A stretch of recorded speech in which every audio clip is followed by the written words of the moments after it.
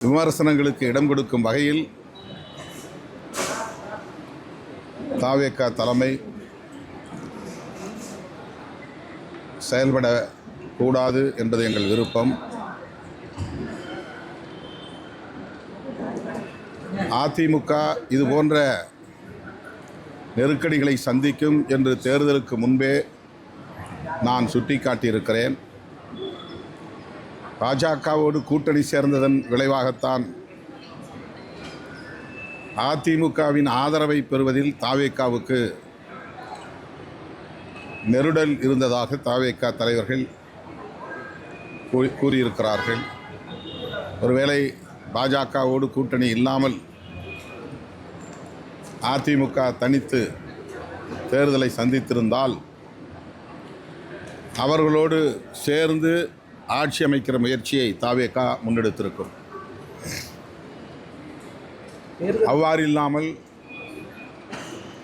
காங்கிரஸ் ஆதரவை நாடியதற்கும் இடதுசாரிகளுடைய ஆதரவை நாடியதற்கும் அதிமுக பாஜக உறவுதான் காரணம் என்பதை தாவேகா தலைவர்கள் கூறியிருக்கிறார்கள். ஆகவேதான் இன்றைக்கு அதிமுகவின் இந்த நெருக்கடி நிலை, அதிமுக இத்தகைய நெருக்கடி நிலையை சந்திக்கிற சூழல் உருவாகியிருப்பதாக நான் கருதுகிறேன். இது ஒருபுறம் இருந்தாலும் தாவேகா தலைமை இதுபோன்ற நடவடிக்கைகளுக்கு ஊக்கமளிக்கக்கூடாது என்பது என்னுடைய வேண்டுகோள். யார் சட்டமன்ற உறுப்பினர் பதவியை ராஜினாமா செய்துவிட்டு வந்தாலும் அவர்களை கட்சியிலே இணைத்துக் கொள்வது என்பது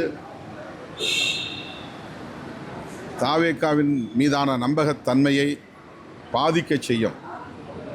எனவே தாவேகா தலைமை இதில் கவனமாக இருக்க வேண்டும் என்பது என்னுடைய வேண்டுகோள். தாவேகாவுக்கு மெஜாரிட்டி இல்லாதனால எம்எல்ஏக்களை ரிசைன் பண்ணிட்டு அவங்க தலித்துகளுக்கு நாங்கள் தான் முக்கியத்துவம் கொடுக்குறோம் அப்படிங்கிற மாதிரி ஒரு சமூக வலைதளத்தில் தாவேகா ஒரு பரப்புரையை மேற்கொள்கிறோம். என்னது? நான் தலித்துகளுக்கு 7 பேருக்கு நாங்கள் தான் அமைச்சர் பதவி கொடுத்துருக்கோம், இதுதான் முதல் முறை, அதனால் தலித்துகளுக்கான அரசியலை நாங்கள் தான் கையில் எடுக்கிறோம் அப்படிங்கிற மாதிரி அவங்க சமூக வலைதளங்களில் பரப்புரை செஞ்சுக்கிட்டே இருக்காங்க. அதை பற்றி உங்களுக்கு தமிழ்நாட்டு அரசியலில் தலித்துகளுக்கு இவ்வளவு பேருக்கு அமைச்சரவை இடம் கொடுத்திருப்பது இது முதல் முறை. ஆனால் கர்நாடகாவில் ஏற்கனவே 6 பேர் 7 பேர் என்கிற அளவுக்கு அமைச்சரவையில் இடம்பெற்றிருக்கிறார்கள் என்பது ஒரு சான்றாக இருக்கிறது, எடுத்துக்காட்டாக இருக்கிறது. சில சட்டமன்ற உறுப்பினர்களுக்கு அமைச்சர் பதவி வழங்குவது என்பது அந்த சமூகத்திற்கான ஒட்டுமொத்த அரசியலையும் முன்னெடுப்பதாக ஆகாது.